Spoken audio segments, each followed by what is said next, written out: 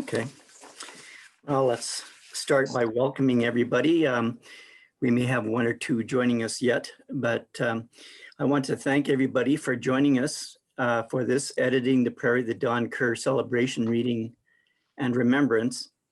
And it's great with, we've had a great response, not only from Saskatchewan, but actually from across the country. Lots of people who knew Don and were influenced by him in one way or another.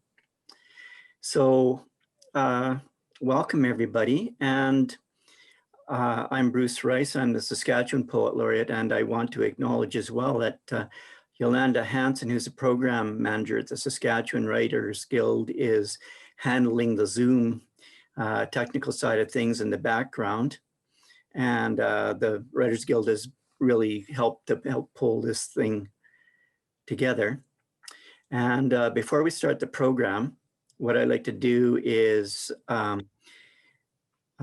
just give a note to the audience. Your mics should be turned off right now, and it's important to keep it that way unless you are speaking at some point in the program, because even a furnace coming on can send out disturbance into the ether and so it makes life a lot easier if your mics are off unless you're actually speaking. And then of course turn them on, then you can turn them back on when the time comes. There's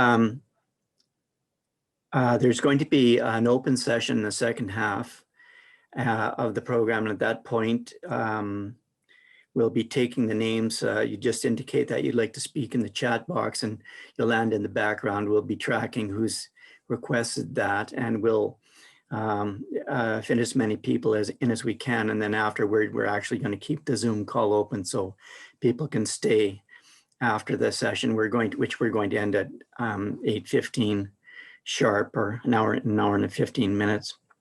One thing I'd noticed that this session's being recorded, so it's going to be posted later on the Saskatchewan Writers Guild Poet Laureate webpage.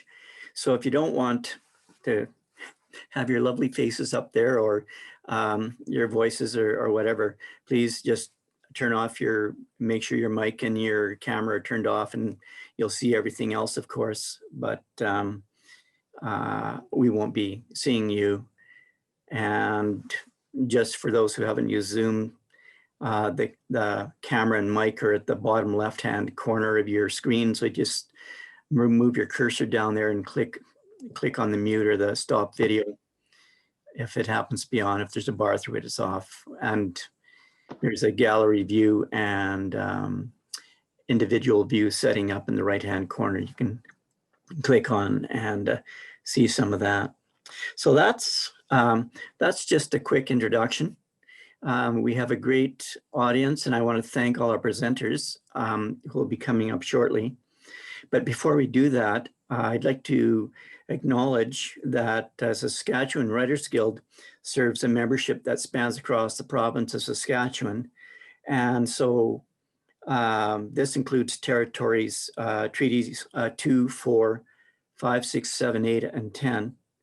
And I'm hosting this from Treaty Regina, which is in Treaty 4 territory. And the Writers Guild main office is here as well. And this is the original territory of the Nehiyawak, the Anishinaabe, Dakota, Lakota, and Nakota people. And we're also on the homeland of the Métis Nation.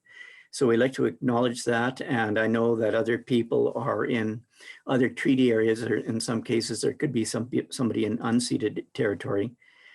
And I'm the Saskatchewan Manitoba rep for the Writers Union, and we also like to acknowledge the original storytellers of these places. So welcome all. And as well, I'd like to welcome Mildred Kerr, and there are other members of the Kerr family here. So thanks to the family, and we're really happy that you're able to be here and to share this event with you as well. I'd also like to thank the Saskatchewan Writers Guild's major funder, Sask Lotteries, in partnership with Saskatchewan Culture, Sask Culture. So that's, those are the acknowledgements. And before we, the program is, we're going to have some presenters coming up. Some people who've known Jack for a long, who knew Jack for a long time and worked with him, knew his work, were influenced by it, or partnered with him on some things. And so we're talking about Dave Carpenter, George Melnyk in Calgary, Brenda Schmidt, Dwayne Brenna, Jillian Harding Russell, and Robert Currie. But first, and after that, we're going to go to a process. I think we're going to first, after that, I think we'll hear from one of the Kerr family members and then go to our open session, which will be when people can just, if you want to participate, just put your name in the chat room. Yolanda will, I think I said, take your names and we'll go through people in order as best we can. And then we're going to get Bill Robertson to be our home run hitter at the end of the session. So without any further ado, the first thing I'd like to do is introduce Jack Walton, who's a former president of the Saskatchewan Writers Guild, and to bring a greeting from the Guild. And Jack is a writer, a performer of music and literature, a documentary filmmaker. And in addition to being president of the Guild and a long involvement in the writing community, he's been involved in many organizations that represent writers and artists and try to work to make our lives better. He is a longtime friend of Don Kerr.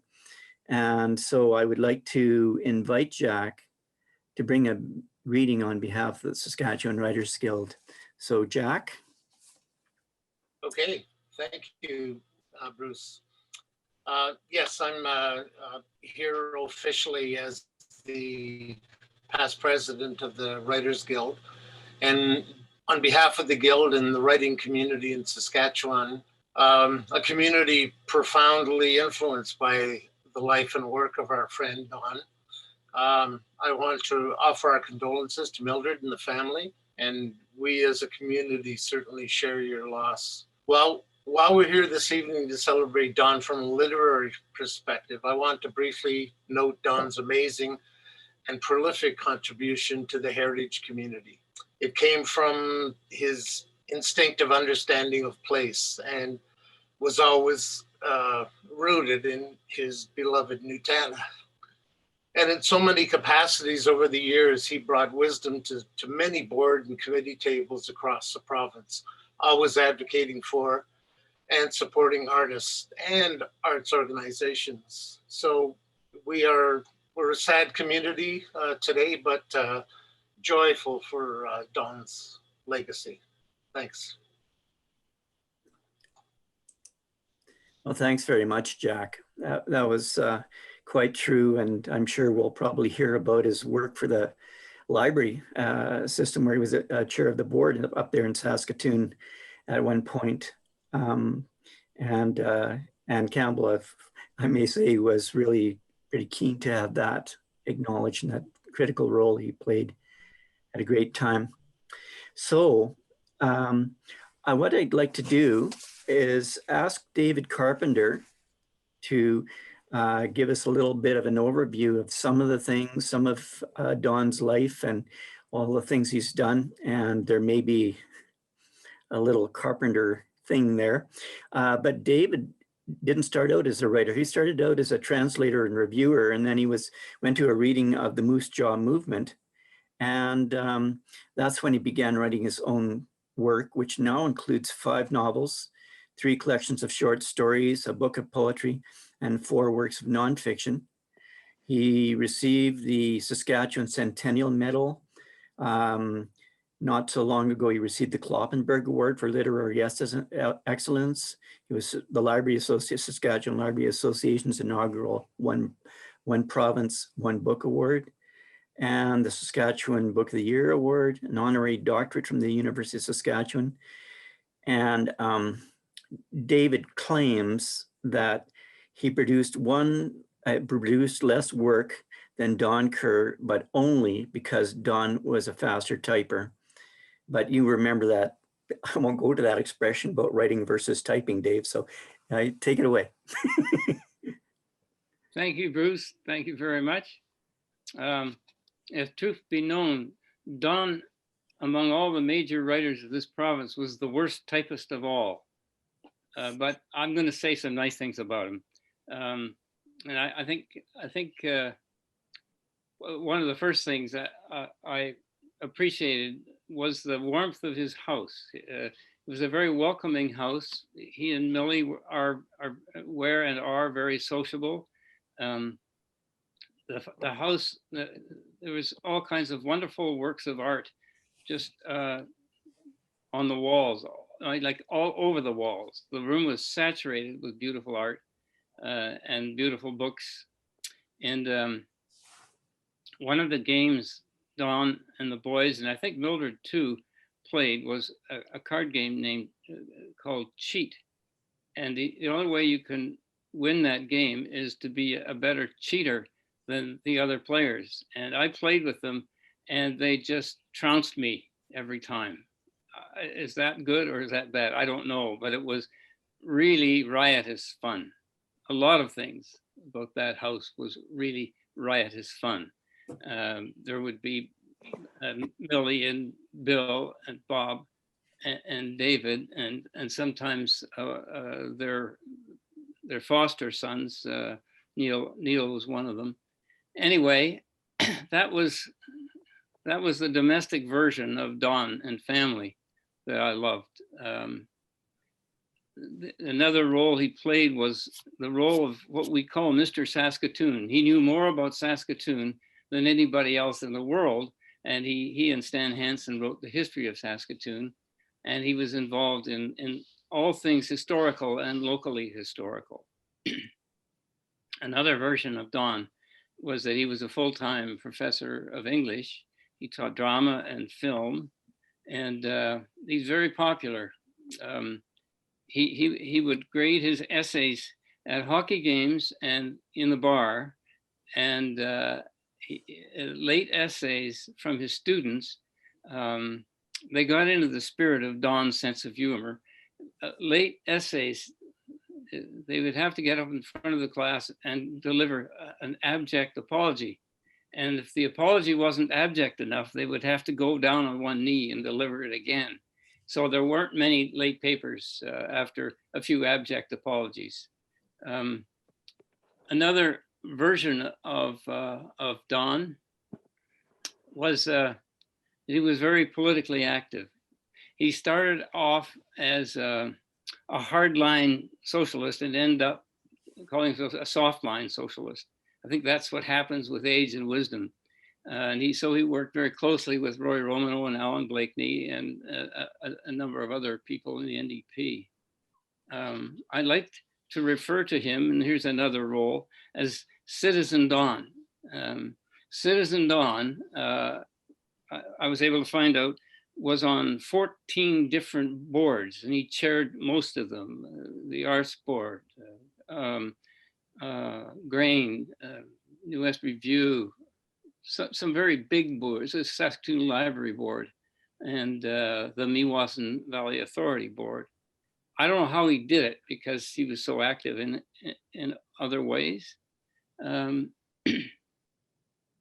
As a writer, he produced 9 books of poetry by my count. He wrote and produced 5 full-length plays. He wrote some marvelous stuff about art biographies mainly. And if you're looking for titles, my favorite poetry book of his is either In the City of Our Fathers, or maybe even more, The Dust of Just Beginning. It's a beautiful book of poetry. And also, he has a wonderful collection, his only collection of short stories, called Love and the Bottle. George, I think, might speak to his editing, his vast editing experiences. He was also a jazz aficionado, and everywhere he went, he had Count Basie and Duke Ellington and many jazz greats in his head. So I asked myself quite often, how did he do all these things? Now there's an old theory of Shakespeare that he didn't write Shakespeare. A whole committee of talented poets and playwrights wrote Shakespeare, and I don't think that's true. But I think that Don actually was part of a Kabbalah, a secret committee to do all the things that Don Kerr does. He is many men in one. And I think the poem that I wrote for him illustrates that in stark detail. One thing you should know about this poem is that there's an allusion to the Seventh Seal, an Ingmar Bergman movie, where Death plays chess with the hero of the movie, the old knight, and Death is a hell of a chess player. I'll leave it at that. Okay. This is called Kerrville. In Kerrville, a man rides an old bicycle with a basket on the handlebars. He's on his way to the roastery with a head full of Ellington, where he will write one poem and grade 3 essays. His limit is one poem because only one poem can be drafted in the time it takes to drink 1 cup of coffee. He calls them 1-cup poems. Then he rides home with a head full of Basie. The reason for the old bike is that no young thief in his right mind would be seen riding such a contraption. In Kerrville, a man walks from the library downtown to a movie 3 blocks away. He has seen every other movie in the world but this one. In Kerrville, a man walks to Amigos to write a new chapter of his novel and to grade 3 essays. He will write only 1 chapter because 1 chapter can be drafted in the time it takes to drink 2 pints. He has attempted to write 3-pint chapters, but the results were disconcerting. His handwriting is elusive at the best of times, but after 3 pints, his chapter would look like, the score by Count Basie written in the back of a moving gravel truck. It's true, you can look it up. In Kerrville, a man goes to campus. While there, he will avoid writing things down. He will avoid reading books and he will avoid grading papers because this is work. Today, as usual, he will walk into rooms and talk and listen and talk some more and listen some more and laugh and talk a lot more and listen for the sake of politeness and perhaps even dialogue and talk a great deal more and go home. In Kerrville, it's okay for anarchists to curl, but winning is discouraged. In Kerrville, all these men, the bicycle men, the book devouring men, the curling anarchists, the 1-cup poets and 2-pint novelists, the moviegoers, the jazz addicted local historians, they are all Donalds. In Kerrville, there are many Donalds. They go forth to encounter bits of Kerrville and store them in the memory of the master Donald. If the Donalds ever left Kerrville, this entire city would lose its memory and dissolve into one vast lurch of forgetfulness. In the city of our Donalds, there are no automobiles, no box stores. There is no urban sprawl. Vic Sikansky drives up here once a year to grow all the vegetables. There are lots of old historic buildings, enough to last another millennium. They keep their windows open in the summer so that people can go by in their bicycles and hear the strains of Miles Davis drifting into the carless streets. The anarchists are winning in the city of our Donalds. In the city of our Donalds, the smokers will line the streets like Trevor Howard, like Lauren Bacall, like Joan Crawford, like Ingrid Bergman, like Jean-Paul Belmondo, like Philip Marlowe. The jobless workers disembark from the freight trains, chugging their way through the Great Depression. They are on their way to Ottawa to meet with Mr. Bennett, looking as dry as 1935, and they cry out, "Gotta smoke!" The glamorous smokers on the streets of Kerrville produce their packs and reply, "Have one of mine," and go their way in healthy, pink-lunged solidarity with the smoking classes. In Kerrville, a man reads a book of poems in the hockey arena. He has just graded 3 essays, and now he is relaxing. The book is entitled "In the City of Our Fathers." His laughter escapes in a flurry of falsetto yops. He looks up, smiles. "Hey," he says, "I know this guy." In the city of our Donalds, a man walks a lean dog through the snow, beseeching the animal to shit and be done with it. Along comes Death and orders the man from Kerrville to play chess with him down by the river. Chess?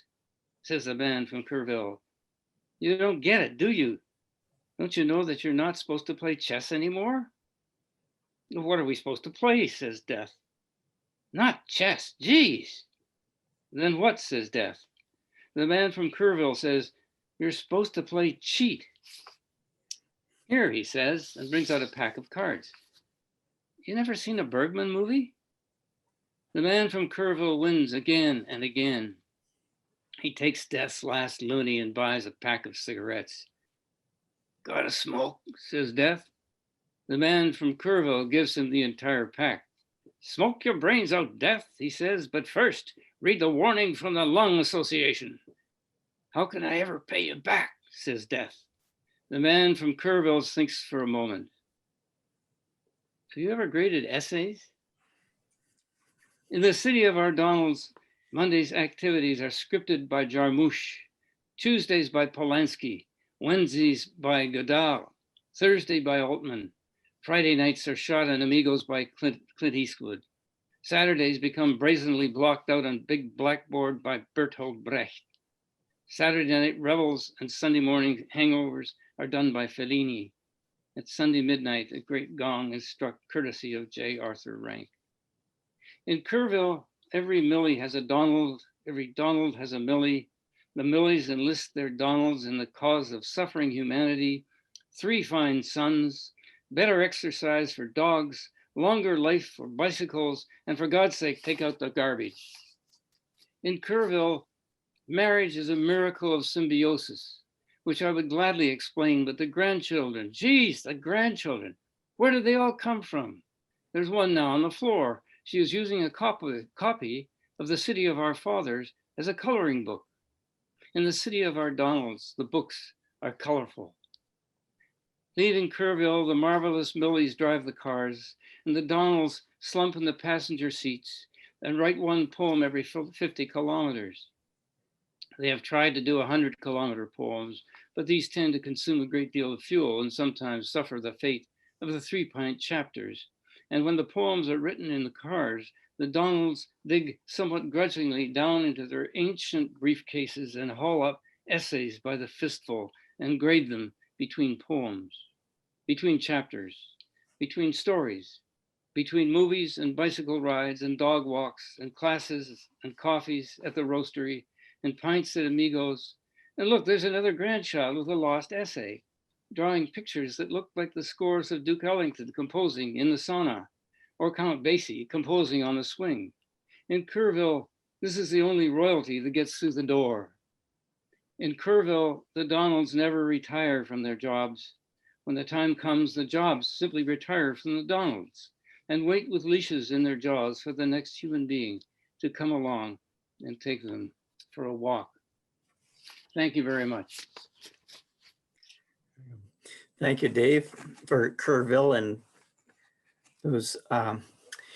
those curlers and things like that. We have an interesting connection going on because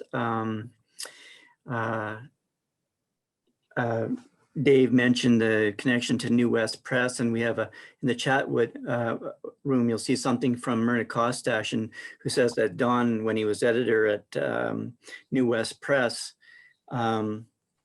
accepted or started work with her on 2 of her manuscripts.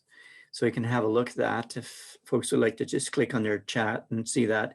And it's interesting because George Melnyk was a founder of New West Review and New West Press in the 70s, and then went on to become executive director of the Alberta Foundation for the Literary Arts. And later, George became an academic specializing in Canadian cinema, where he taught at the University of Calgary. And there we have George in front of us now. Thanks, George. And he's the editor and author of 30 books on Canadian topics. And most recently, he has a poetry anthology on the pandemic called We Are One, just published last year. And the 2 better known titles are probably Literary History of Alberta, which was in 2 volumes. So there's a little connection to Dave's History of Saskatchewan.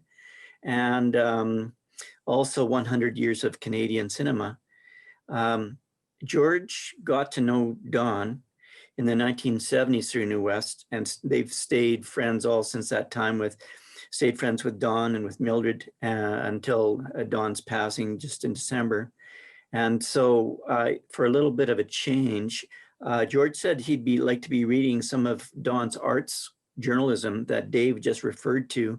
And that appeared in New West Review, which I want to say was my introduction to literary culture on the prairies when I returned here from Saskatchewan. So George, please go ahead.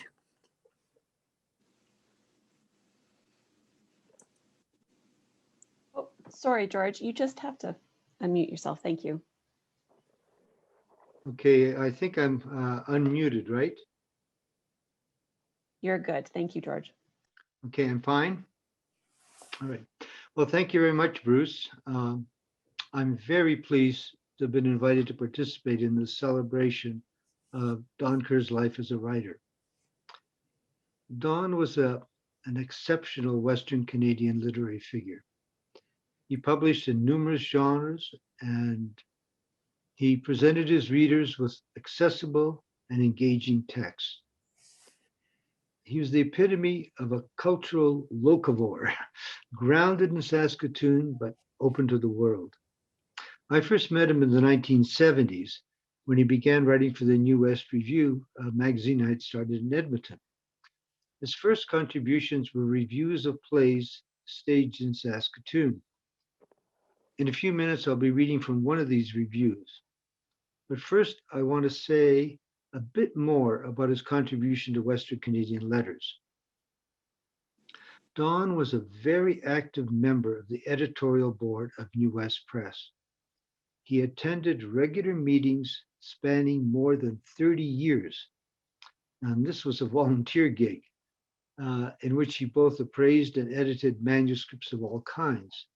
It was in this way that he had a direct impact on the literary history of Western Canada, especially since the press published many new writers of high caliber, and the press, of course, is still active today. One of the key ways in which Don influenced writing in the West was a bold move he made to save the New West Review in 1981. When my energy as a publisher and editor was flagging, and he offered to move the magazine to Saskatoon, where he kept it going for almost 2 more decades, providing an outlet for both journalism and creative writing. So bravo to Don for being such a vital and important part of the New West family of literary institutions. I believe his work with New West displayed his commitment to progressive politics, to literary populism, and to the importance of developing a distinct Western Canadian cultural identity.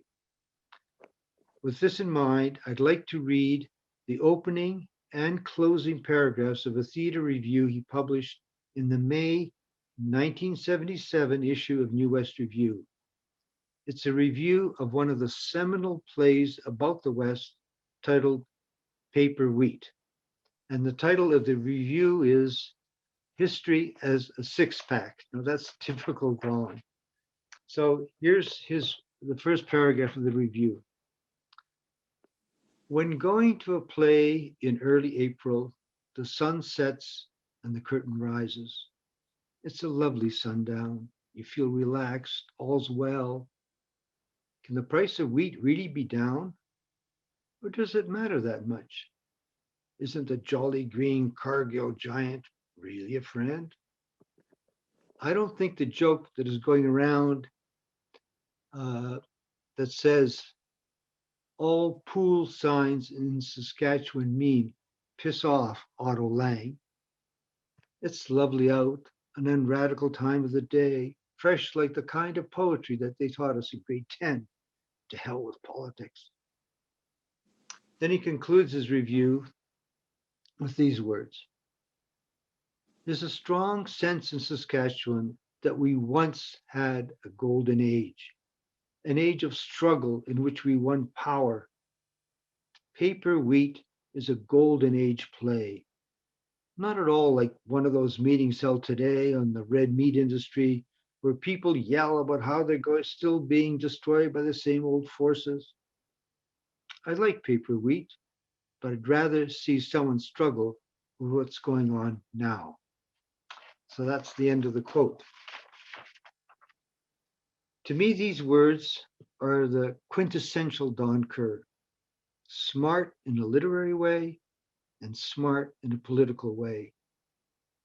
So thank you, Don Kerr, for saving the New West Review, for making New West Press a success, for being such a generous regionalist, for being a cool urban cyclist, and most of all, for being a very early environmentalist by never learning how to drive a car. Over to you, Bruce. Well, thanks very much, George. That was great, and I like that review a lot. Next, we have Brenda Schmidt. Brenda's a former Saskatchewan poet laureate, and when I asked her for a bio, she sent me a couplet. But anyway, Brenda is the author of 6 books, and she's also a visual artist and naturalist, and a lot of us have enjoyed seeing her photographs and her there's an appreciation of the work she's done as a naturalist. She's lived in Saskatchewan most of her life. And so in addition to the 5 books of poetry, she has an essay collection. And her work has been published and performed and shown and broadcast across Canada. I think there's something in the UK, if I recall. So she's bringing a little bit of light to us from that, and maybe a little bit of wildlife, some periodically from that little town or near that town of Birdsey, Saskatchewan, somewhere many miles west of where I am. So Brenda. Hi, everyone. It's an honor to be part of this evening. Don Kerr has been a great influence on all of us. And I just want to speak of my memory of reading with Don at McNally Robinson in Saskatoon. It was, I'll never forget it. Anyways, Don was Saskatchewan Poet Laureate at the time, and I was really nervous. And some family came out to support the reading, family who aren't into poetry, but they came out to support me, my family. And so that was really cool. And anyways, the whole place was packed. Then Don brought out like a great audience. And anyways, I gave a good reading. I was really happy. And then Don gets up and he got up to the mic and his smile warmed the room, and he started to talk and he told some jokes, and you could just feel the entire room lean in. It was like, he drew us together, and he started, reading his poems and just great little warm jokes and everything in between, and we were all laughing. And I looked over at my family, and they were laughing along with everyone else. It was just such a beautiful thing. And anyways, it was a great influence on me, and just to see the power of such a warm, genuine presenter, and it was beautiful.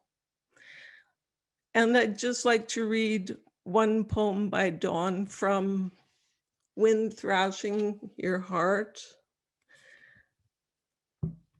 It's called Rear View Mirror. The rear view mirror, one of the great inventions of the late petroleum age. See where you've been, the past in miniature, the future big as a windscreen, driving through the present in that time capsule the automobile, all times at one time, and you in the visor mirror roaring through time. Then, now, up ahead, pay attention. You're amazing. Thanks. Oh, thanks very much, Brenda. That was great to hear that poem again. Our next speaker is going to be Dwayne Brenna, and Dwayne's in Saskatoon. Dwayne's a playwright and the author of many books of humor, poetry, and fiction. And he's acted at the Stratford Festival, and he's appeared on television and both nationally and internationally. He's in the Faculty of Drama at the University of Saskatchewan. He's a longtime friend of Don's, and when you look at what he's done, there's a lot of intersections between their backgrounds, personal, teaching as writers, and interests. So Dwayne, thanks for doing this, and please take it away. Good, thank you very much, Bruce. I hope you can hear me. Thank you, and hello, everyone. You have heard a lot about Don's generosity of spirit, what a wonderful man he was, his love of literature and family and Mildred and the Broadway roastery and bicycles. So I'm not going to talk about any of that. I'm just going to talk about what a great friend he was. If Don liked you and he thought you had a modicum of talent, he would bend over backwards to help you, as probably many writers who are listening to this right now know. I remember Don phoning me up one night and saying, or one day rather, and saying that he needed me to join the board of the New West Review. And I thought that would be a good move for me, because I wanted to be published in the New West Review. And so I said, yes, Don, yes. When is the first meeting? He said, it's tonight at Amigos. And so I showed up at Amigos at 7 o'clock at night, and the people were sitting around drinking beer and soup. The meeting started, and it soon became apparent to me that the Saskatchewan Arts Board had pulled its funding from the New West Review, and that we were talking about the final issue of that magazine. So Don had invited me along to be the undertaker for that great literary tradition.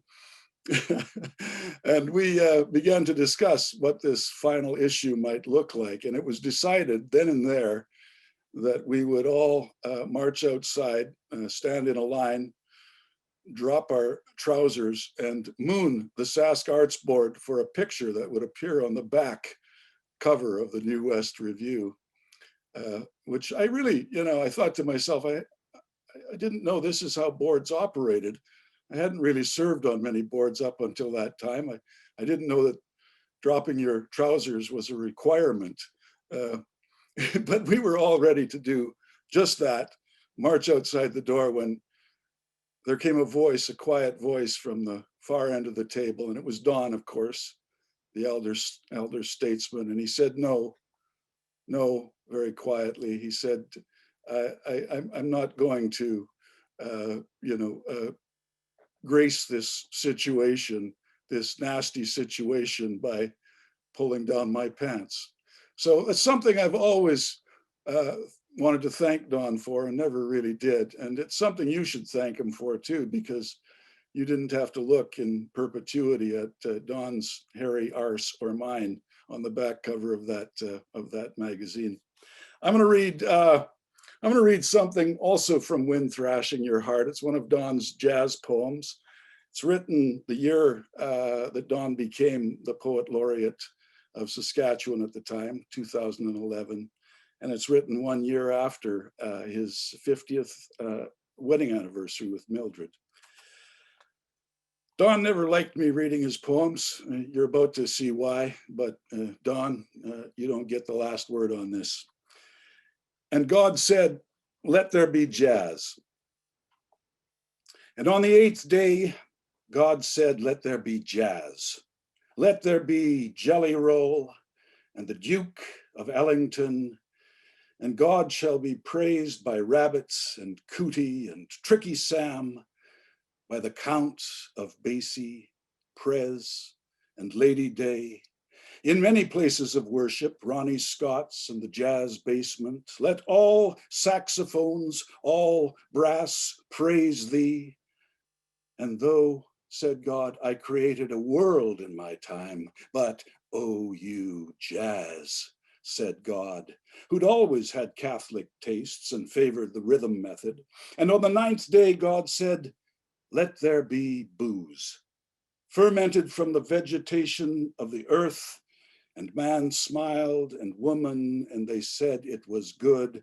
But God, did you invent taxes too? I invented no city, no government, nor any of its ways, said God, watching man and woman with wine on the table and a jazz quintet on stage, blowing up a storm, and it was good, said God, doing an old-time waltz with a godlike smile and a rye and water in his elegant hand. And God said, in Danceland, do as the dancers do. God in his best groove, and the dance band played all the long night through, till church choired up at dawn, and God, his celestial body tuned up, pewed up in his old house, and tapped his sweet feet and said, booze is good, but jazz is best.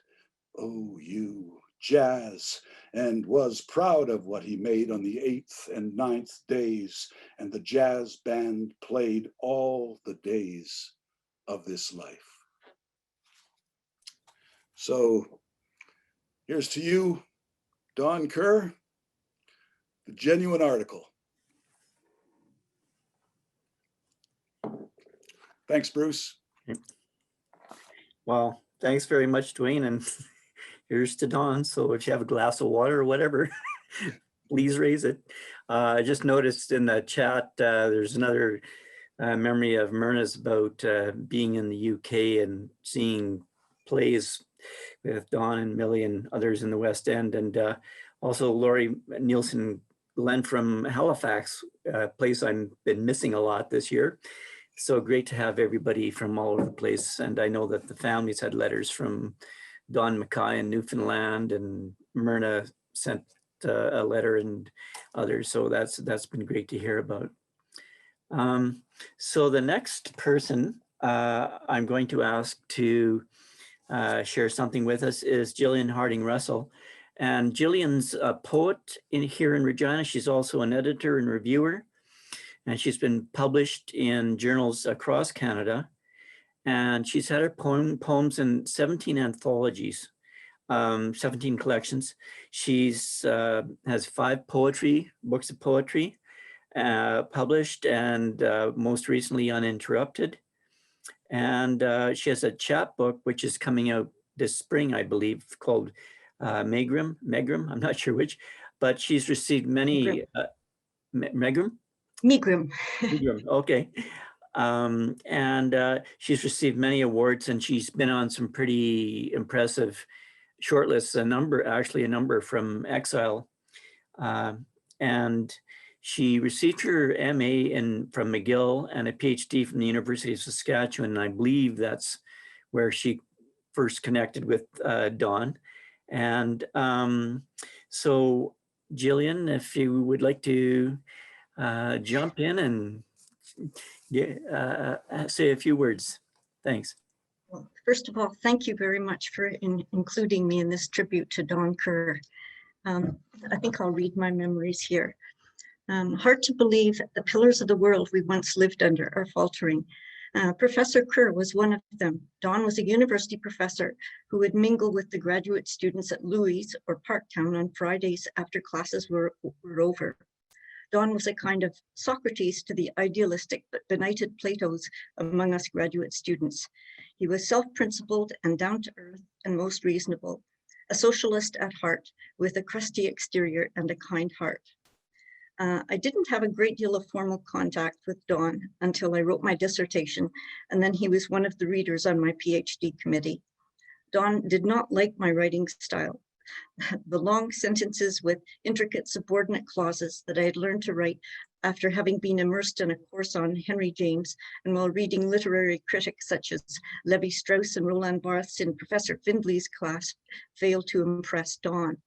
Since I was rather proud of my complex and involved periodic style, I felt a bit devastated, but later grew to appreciate his pared down ethics for expository writing. I remember that he made me replace all the italics inserted after quotations with the plainer my emphasis.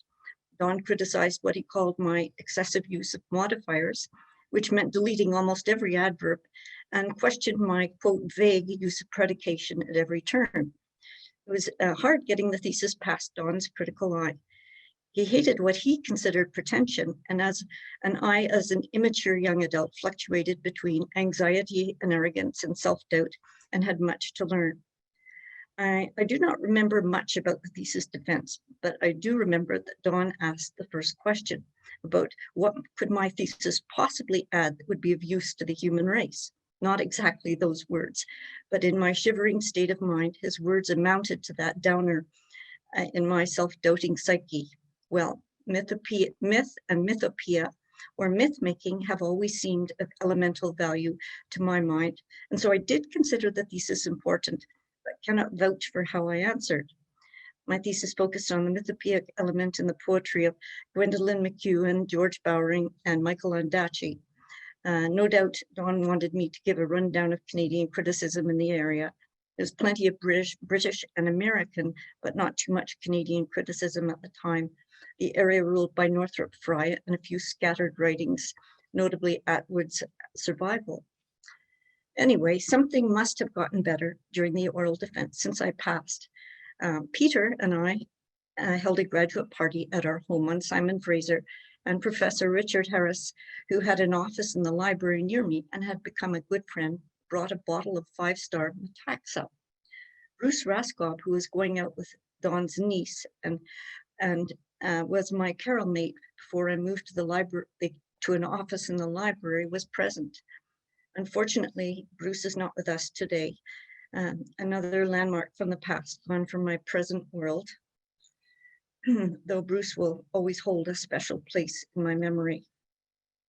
I still remember the day I passed the second volume of the Shorter English Dictionary over my head to Bruce, who was sitting behind me, back to back as carols were structured. And he, not noticing I had passed it, though he had requested I pass it to him, liked to complain thereafter that I had dropped the dictionary on his head. This graduation party, Peter reminds me that Bill Robertson had arrived and was talking about his summer job as a flagman for the railway and extolling the power of diesel, when Peter's grandfather, Alec Russell, who had been an engineer, sneered, said that diesel was nothing to the steam engine, etc., and lots of fun and banter. Anyway, Don came up to me at the end of the evening in his stern, friendly way and told me that I could now tell them, those on the PhD committee, all where to go. This is my poem about Don, All Where to Go, in memory of Don Kerr. He, a pillaster in a brief, all-encompassing world, inside the seminar room, or a familiar face at Louis on Fridays, over a frothy mug, with a group of us, white wine for me, where we discuss Goddard, or was it Albee? Before I wandered down the corridor into the larger universe, somewhat empty, it turned out, lacking meaningful boundaries, into the routine of another life. Coming back as salmon do to a world grown the stranger with each season's decade. Returned the last time to Don arrived on a bike at the Broadway roastery. His notebook on the square table beside the globe, black coffee at hand, and his bike outside the window where it could graze in snow under his absent gaze. And what was I up to?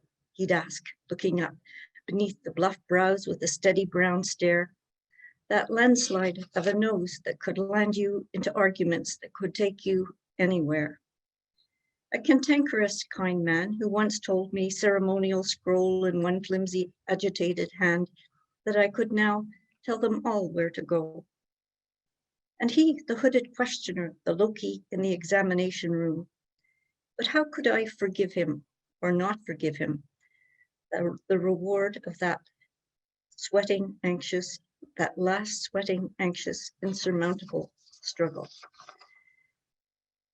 And there were, of course, there were more revisions, many suggested by Don after the thesis was passed, and I dutifully went through them. 2 articles I managed to abstract for journals, one on Michael Ondaatje in Canadian literature, and one on Gwendolyn McEwen in English studies in Canada. Although I thought I might revise a thesis for a book, I postponed so long it never happened. Still, Don's lessons in writing with simple clarity have influenced, if not entirely shaped, the way I've written ever since. And I'd like to read a poem by Don Kerr, In a Sudden Radiance. This is a great collection.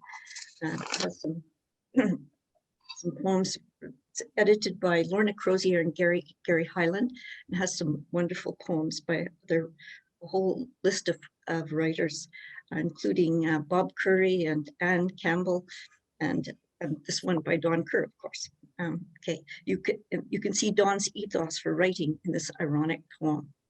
Editing the Prairie. Well, it's too long for one thing and very repetitive. Remove half the fields, then there are far too many fences interrupting the narrative flow. Get some cattlemen, cut down those fences. There's not enough incident either. This story is very flat. Can't you write in a mountain or at least a decent sized hill? And why set it in winter, as if the prairie can grow nothing but snow? I like the pubic bush, but there's too much even of that. And the empty sky filling all the silences between paragraphs is really boring. I think on due consideration, we'll have to return your prairie. Try us again in a year with a mountain or a city, or a sea or a city. Thank you very much. Thanks, Jillian. Thanks for that. And the poem too, and the piece that you wrote for that. What I'd like to do is ask Bob Currie to join us now. And Bob Currie, like Don, is a former Saskatchewan poet laureate. And he's a firm believer in the power of poetry. He was one of the founders of Coteau Books, and Don served on the board of Coteau with him at one point. So Bob had the pleasure, I guess, of serving on a board with Don, who had a ranging mind, that's for sure. And Bob himself is the author of a dozen books of poetry and fiction, most recently One Way Ticket. And he's a recipient of the Lieutenant Governor's Award for a Lifetime Achievement in the Arts. And Bob thinks that thoughtful revision is the key to good poetry. So Bob, revise away. Thanks, Bruce. It's really great to be a part of this tribute. I first met Don when Coteau launched his book, A New Improved Sky. It was a fine launch in Saskatoon with a great party afterwards, something we came to associate with Don and Mildred.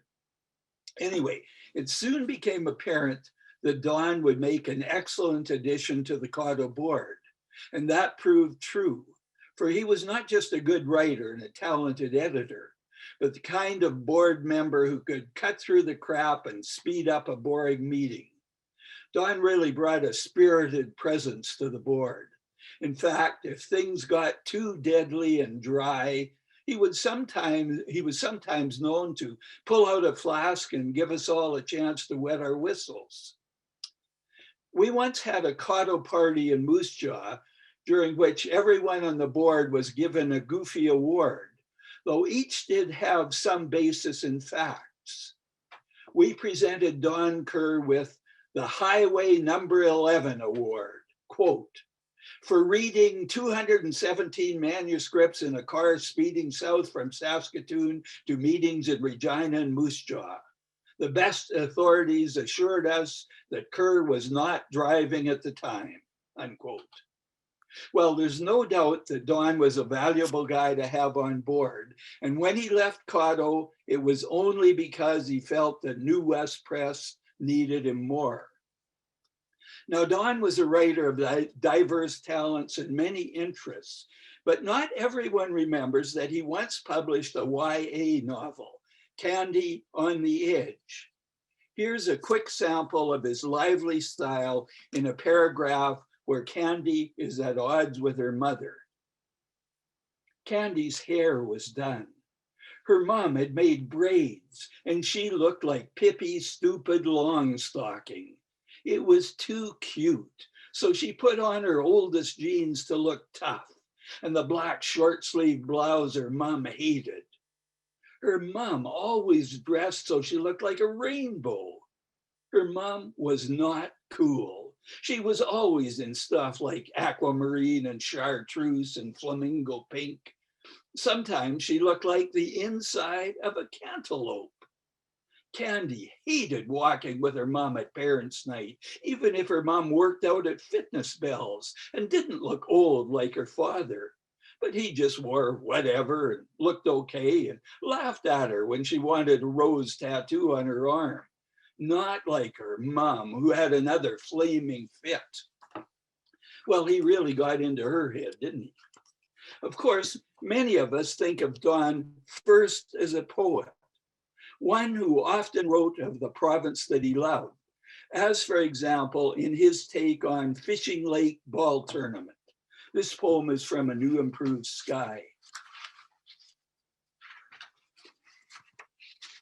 Cars in a crescent nose in, bug-spattered Chevys, Fords, Buicks, kids perched on the hoods to watch the $300 to the winner final game of the Fishing Lake Ball Tournament. Rose Valley takes the field to warm up, everybody wearing red jerseys and trousers, except a pitcher in street clothes. An import from Humboldt is the whisper. Smokes the ball in. Come on, buddy. Okay, buddy. You take him, fella, buddy. Rosebud Royals in the field, black silk pants and white tops, supplied by International Harvester. Ball hops in and out of grass tufts and over shoulders. Bad throw to first ends up in a picnic lunch.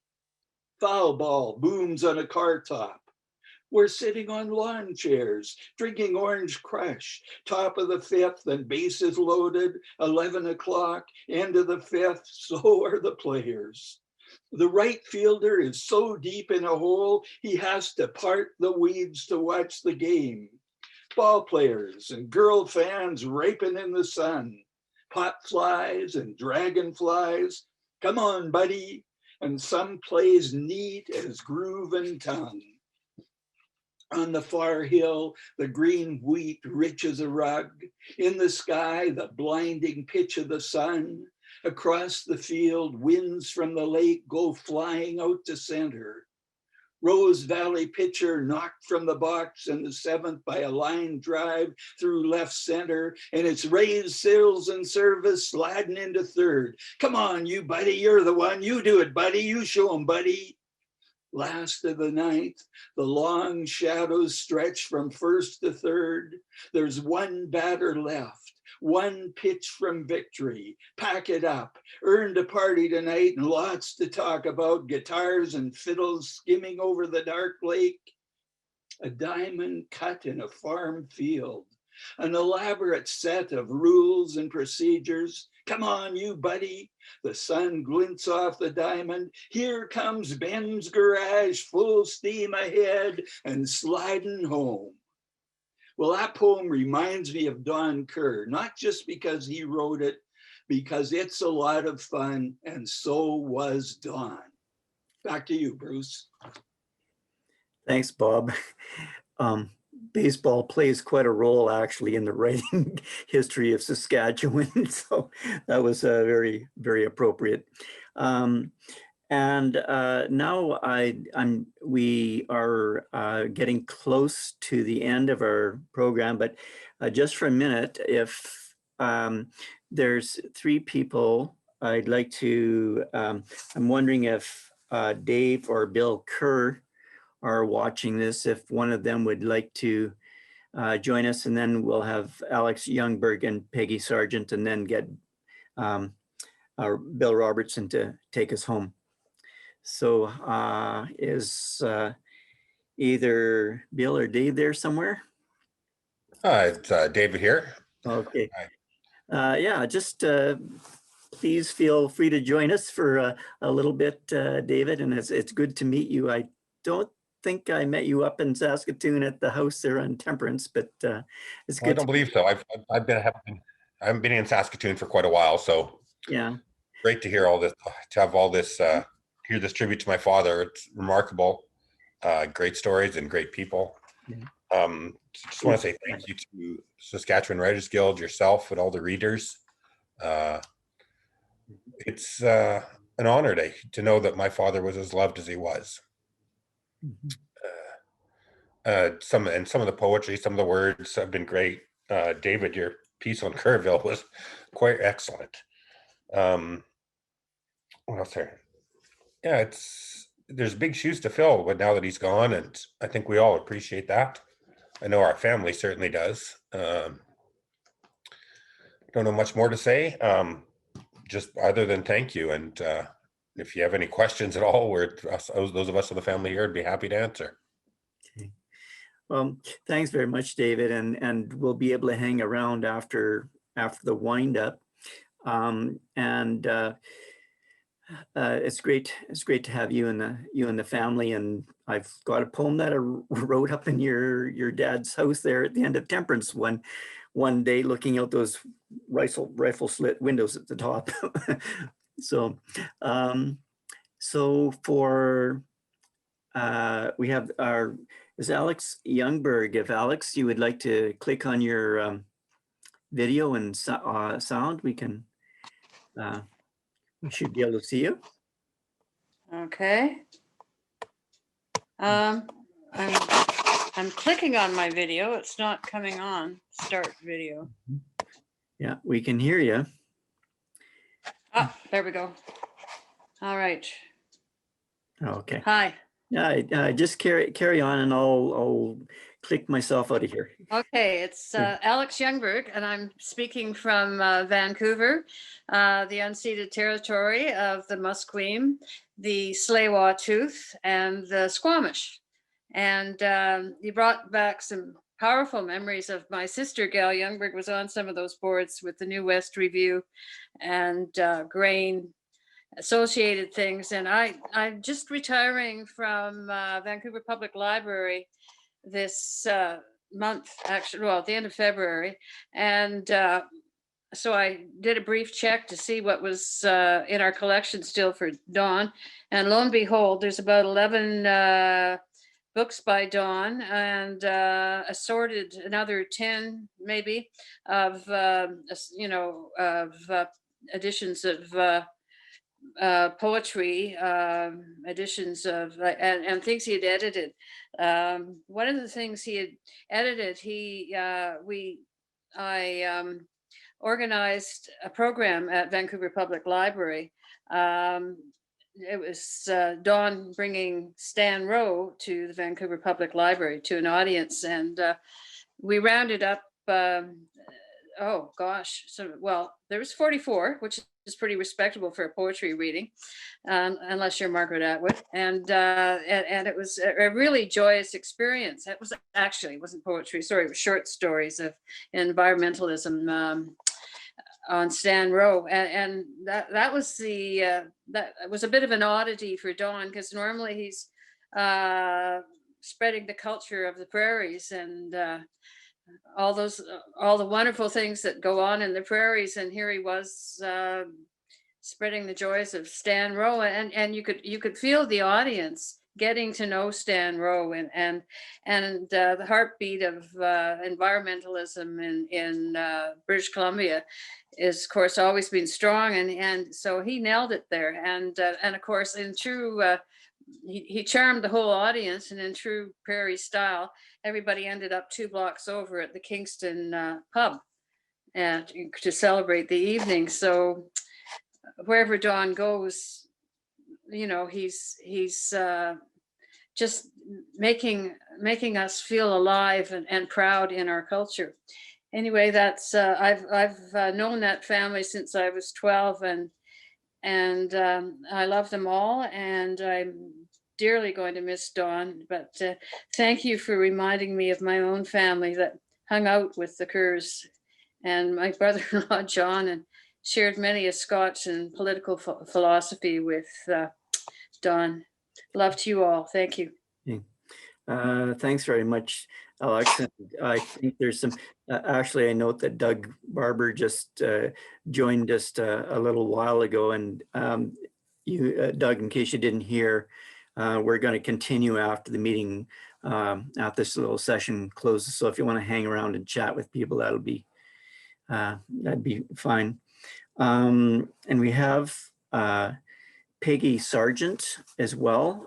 Peggy, are you there? Would you like to chime in very quick, fairly quickly, I'm afraid, because we're...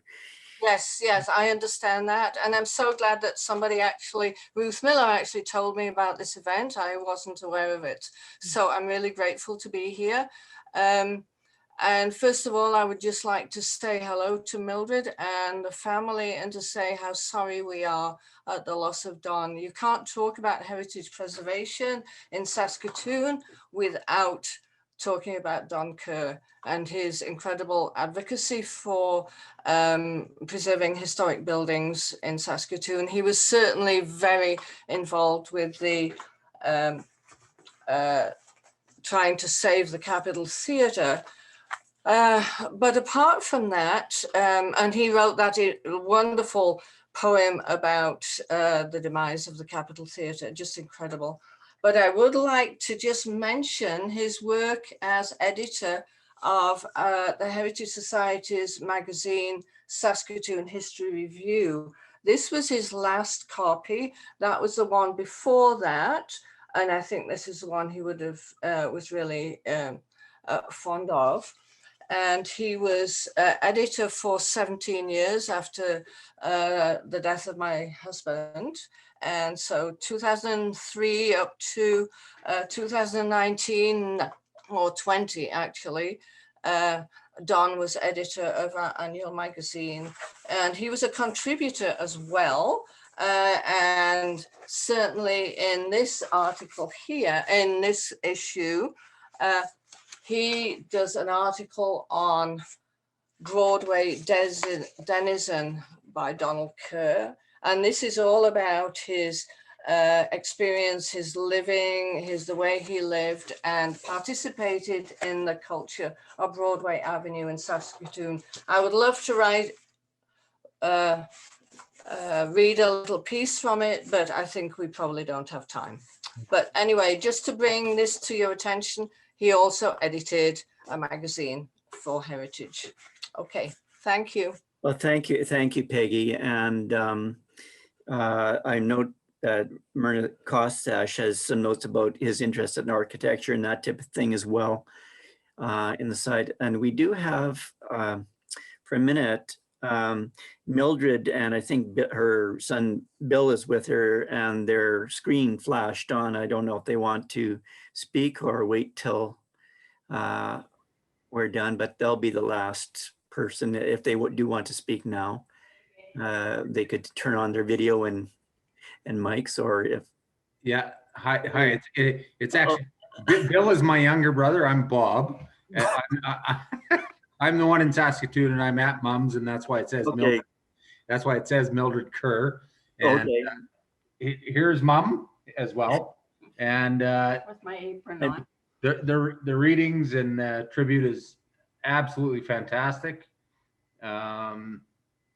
Unbelievable, actually. So I'll let Mom say something as well. Okay.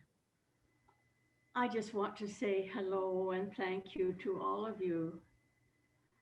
Dear friends and writers, keep up your work. It's so valuable for our culture to have you all contributing as you are. And thank you for this tribute to Don. He loved to write. Okay, well, thank you very much, both of you, for being here. And I've had some nice phone conversations with Millie as a result of putting this together, but as well enjoyed being up at the house there in Saskatoon. And we talked about Don, but Millie's got more than a small taste for justice herself. So it's been great talking to her as we work through this. And thanks very much, Bob. And so I think what I'm going to do is ask Bill Robertson to take us home. And Bill is retired from the U of S in 2019, where he taught for years in the Indian Teacher Education Program and at the SUNTEP program in Prince Albert. And his most recent collection of poems, Decoys, came out in 2017.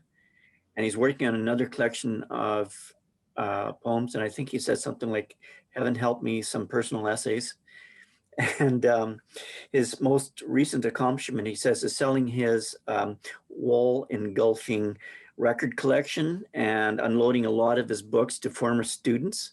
So Don Kerr was Bill's professor, his master's thesis first reader, and he was also the editor of Bill's first poetry collection, and of course, a friend to Bill and many others. So Bill, would you please take it away? Hey, thanks, Bruce, and big greeting to the Kerr family. And I'm very happy to be here to add my voice to those people who are here. My introduction to Don came in 1974 in an English 280 class at the U of S. It was modern British and American drama. And to begin the class, Don had us buy an anthology of 19th century melodrama, hits of the London stage circa 1860. There are things like Ticket of Leave Man and Black-Eyed Susan, things like that. And once we'd gone through this collection, he brought in Ibsen, The Scorpion in the North, and such plays as Hedda Gabler, Wild Duck, Enemy of the People, Ghosts. And so we went from last-minute reprieves and true lovers reunited to suicide, marital disenchantment and disharmony, and mercury poisoning, syphilis, the usual run of things. And yes, after this warm bath of sentimentality he got us into, we got the polar immersion of stark, real, adult emotion. I didn't realize it then, but that radical, necessary dichotomy, that vital separation would come to characterize my journey of learning with Don. He was the first prof to whom I showed my poems. Somehow I intuited that he'd be the guy. Once he'd had a look, he suggested I send some to Grain. "What's Grain?" I asked. He looked at me as if I'd just shown up in a kilt. So he explained what Grain was, then literary magazines in general. Never heard of them. And he's the one that said, "Send them the strong stuff, not these here. And ironically, start typing your work. You can't go on handwriting essays and poems. In other words, grow up." When I was a grad student, Don allowed me to sit in on his film class, and the films he showed, the discussions he led after, also helped me to separate the sentimental from honest emotion.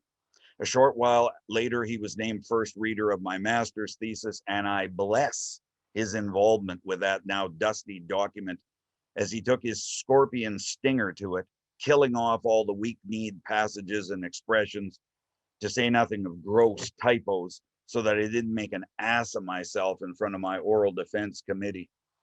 I came up against Don a few years later, and I mean that in the very best sense of the expression, as two people trying to make something the best it can be, when Don was named by Cato Books to be the editor of my first collection of poetry. Every Wednesday evening, I'd be in his living room on 13th Street going over my manuscript.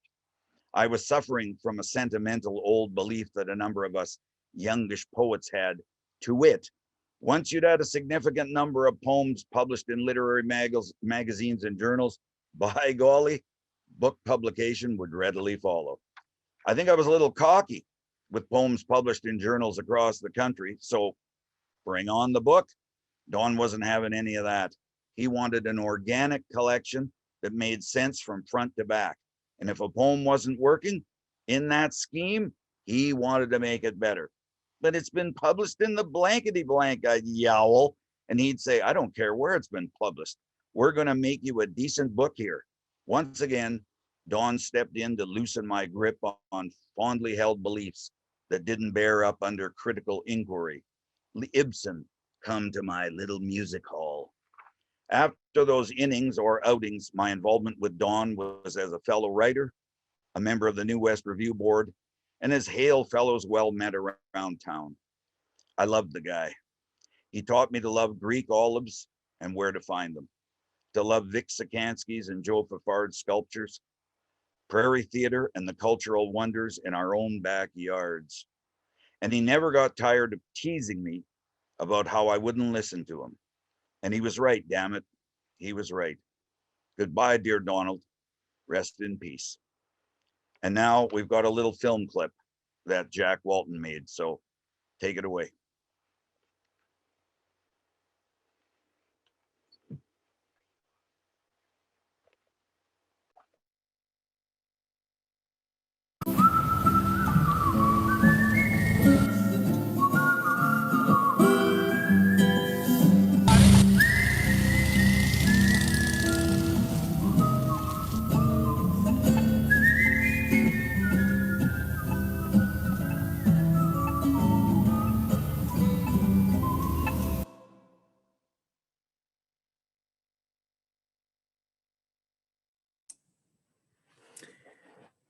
Well, that is the disappearing, but not really, Don Kerr, and thanks very much for that, Bill.